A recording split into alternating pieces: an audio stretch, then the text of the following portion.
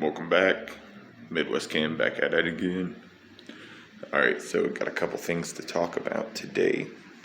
And for starters, I've moved, so sorry for the very long break in videos and whatnot. I'm actually having to travel to go to my lab now.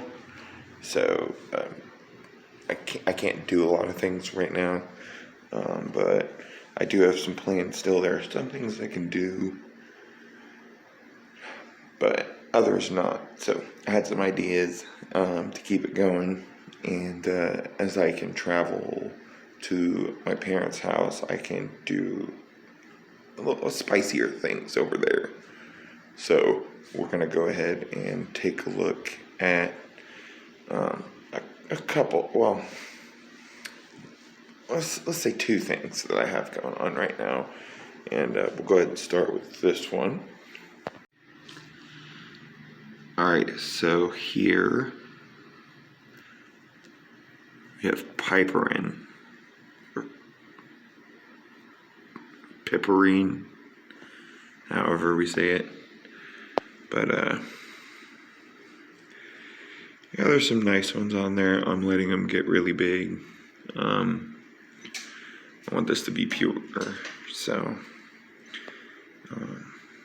that's project one. I'm going to be making some piperinic acid complexes, as well as trying to do some different stuff with the piperine.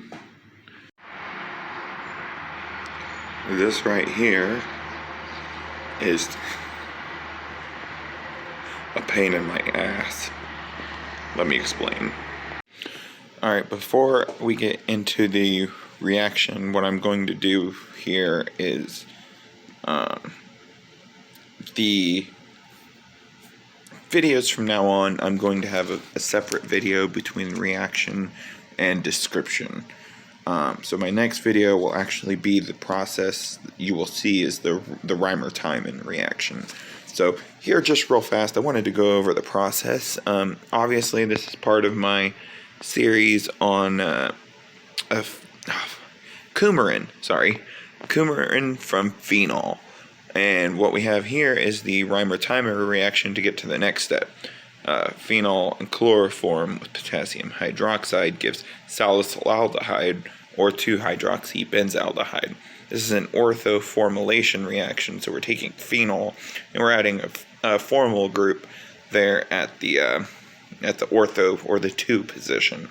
So there's a couple of ways you can look at this. You can look at this as orthoformal phenol, or you can look at it as ortho-hydroxybenzaldehyde. Either or, it's whatever. But focus, damn it. Okay, so anyways, Jesus, come on, focus. Okay, so I actually posted a short, and that was the reimer-tiemann reaction as it was happening toward the end. I had a lot of foaming. I believe this was just rapidly escaping chloroform. I used a little bit of an excess of chloroform, so there wasn't much left, but there was some actively refluxing there at the end. Anyways, so we got the process there. What happens is you have the potassium hydroxide, which is going to, right here, it's going to attack and deprotonate the chloroform, leaving this negatively charged carbanion and water. And we're going to go down here, follow it around. So another one is going to strip a chlorine off, as you know, right there. So that chlorine is stripped off, leaving this dichlorocarbene. And dichlorocarbene is the reason I wanted to do this in the first place. I talked to someone in the Discord server for Backyard Science 2000, and I don't know if he wants me to let people know who he is on my video, so I won't. But he asked me why I didn't use formaldehyde. And that's a good question. Formylation reactions usually do use that, I believe. But the dichlorocarbene was kind of the reason. It was a little different from what you see on YouTube.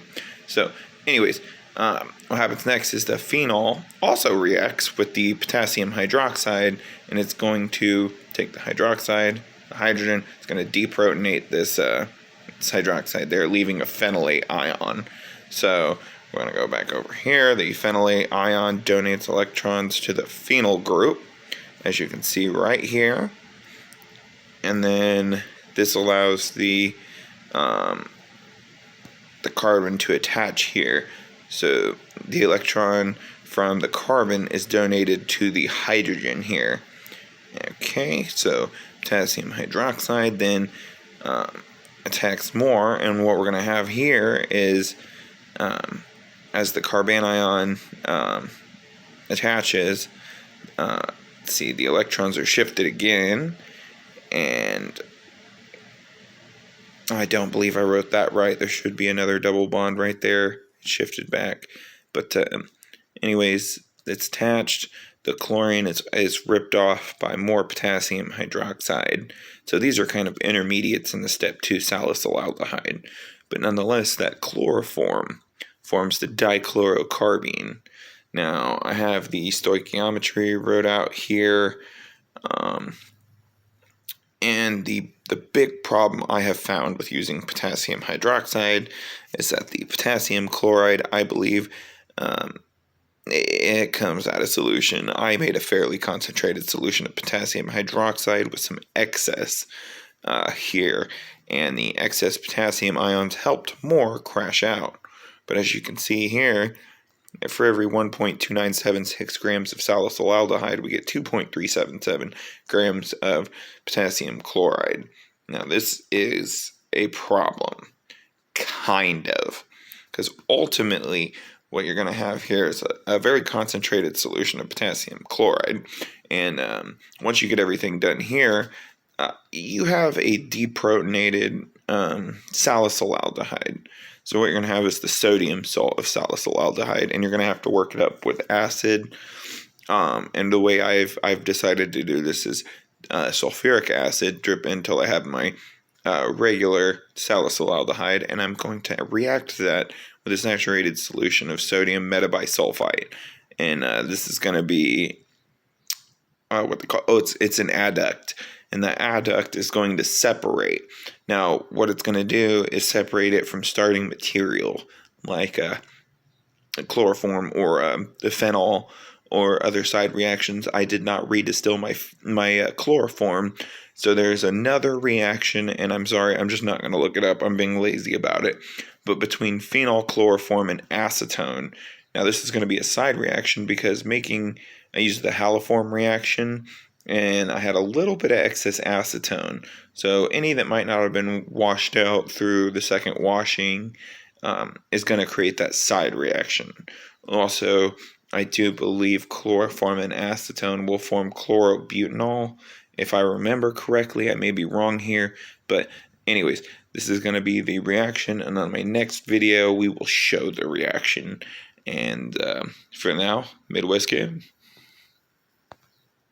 Final note here, I wanted to describe the green stuff. It is a solution of chromium sulfate, sodium sulfate, and the chromium 3 is from the oxidation of phenethyl alcohol. Now, I was trying to make phenylacetaldehyde. Now, phenylacetaldehyde, I wanted to react with acetic anhydride to do the Perkin condensation. So, I'm in trouble with that reaction, as I put it in a sep funnel, let it separate for 2 days, and the dichloromethane and water, I believe, separated pretty well, unless there's an emulsion. I can't tell. It is so green. It sucks. Anyways, I was able to put it in a sep funnel, and I separated what I think is the DCM. It was green, and then as it got to the water layer, it was a little more blue, but there was a clear color change. So, but I can freaking not for the life of me see anything. I believe dichloromethane was a bad option, and I'm probably going to end up oxidizing all my phenylacetaldehyde, which sucks. I don't need phenylacetic acid. I'm not really using it for anything, but I do need the phenylacetaldehyde. So I just wanted to discuss that real quick. That's what that was, the piperine or piperine, whatever. I'm going to be using to make piperionic acid, and then I'm going to be making some metal salts with it. Probably cesium, cobalt, a few other things, but piperionic acid salts too. Anyways, sorry, last note, Midwest Chem.